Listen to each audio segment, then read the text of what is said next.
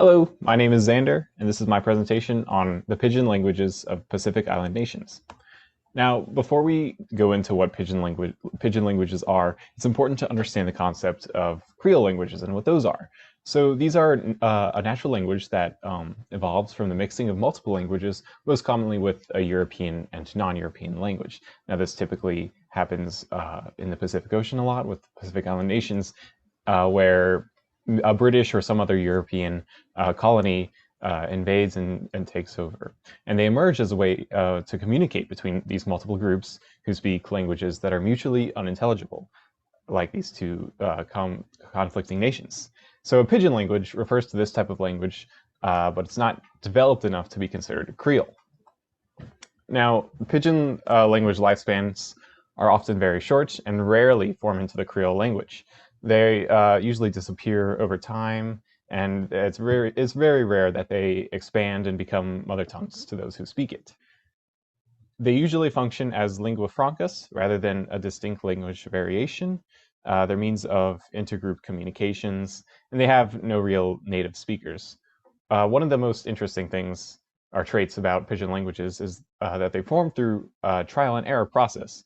This means that anything that is understood by another is kept and is sanctioned, and that's how the language is formed.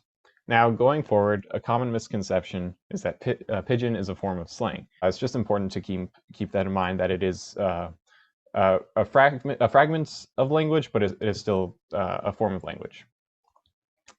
Now, some of the grammatical things revolving around Pidgin, there's a list of the Pidgin alphabet and a lot of the sounds that are made. Now, some trends occur in grammar. Like in vowels, you'll hear words like kit sound similar to keen, so it'll be like heat, or words like put and good sound more like put and good. And then words that have th, you'll often hear pronounced with a d or a t, so like this or that, or a ting, something like that.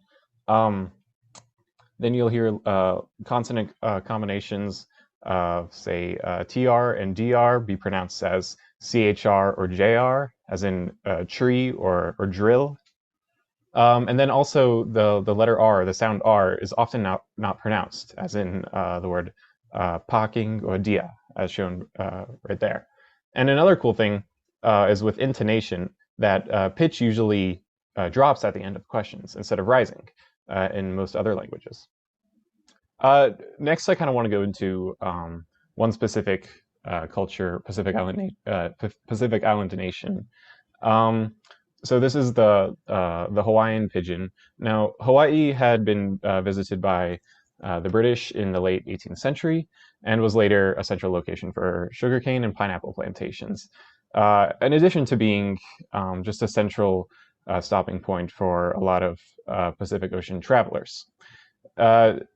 Eventually, Hawaii had become its own extremely diverse cultural mixing pot, in which thousands of laborers were brought from countries like China, Portugal, Japan, Korea, Puerto Rico, Russia, Spain, the Philippines, all coming to work in Hawaii. And this variety of cultures created a need for a common language. Thus, the Hawaii Pidgin English was formed. Now, some grammatical traits you'll find, like with the vocabulary, a lot of the words come from English, although with all these nations combining, you'll hear lots of other words, like mainly from Hawaii, or from Hawaiian, you'll hear words like akamai, or meaning clever, and pilau, meaning filthy, and then some from more foreign languages like Japanese, obaki, or Portuguese, malasada. Some more grammatical traits or trends you'll hear with tense and aspect. You'll see the verbs are sometimes used without endings, and then they'll have words in front of them explaining when or how something happens. Like if you wanted to say, they painted his skin, you might say, they wouldn't paint his skin. There are also several traits that occur with negatives. Some specific ones, they'll use the word not when there's no verb. They'll use the word no before verbs without endings. They'll use the word neva or never before verbs in past tense. And no mo, or like no more, is used for the phrase like there isn't.